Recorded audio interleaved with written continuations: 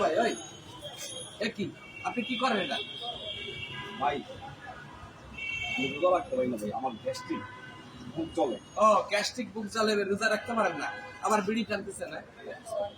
আমার পরিবার অনেক অসুবিধা আছে, আমি ওই ভাষা থেকে পাইছি, এটা কেউ জানে না, সবাই জানতেছে আমি রোজা।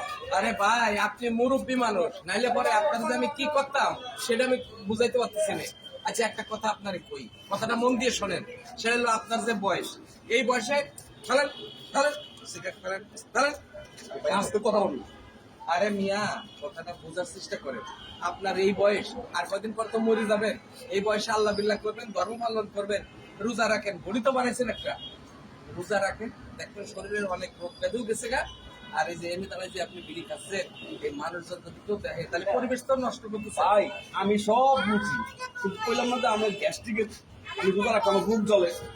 আরে গ্যাস্ট্রিকের লেগে তো ওষুধ আছে, এর লেগে আপনি ওষুধ খাইবেন। আর ইফতারের আগে মানে সেরির আগে যদি ওষুধ খান তাইলে পরে ওইটা নিয়ে আপনার চিন্তা করতে হবে না, আপনার ওই গ্যাস্ট্রিক সেরে যাবে, বুঝছেন? আপনারা তো আসলে কি বলবো, আপনারা চিন্তা করেন এই ধরনের মানুষগুলো লেবাস ধরছে ঠিকই, কিন্তু এই রোজা রাখে না, আবার রাস্তাঘাটে বিড়ি খায়। ভাই আচ্ছা আপনি এটা ভুল করছেন কিনা করেন? আমি ভুল করছি, হ্যাঁ? তো আস্তে কথা বলেন না। আরে আজ থেকে আপনি জাতির কাছে মাপসান মাপসান কোন জীবনে আজকের পর থেকে সব রোজা রাখতেন ওই দিক না, কোন আগে জাতির আমার পরিবার আপনার পরিবার আইলে মারবো, আপনি আগে মাপসান।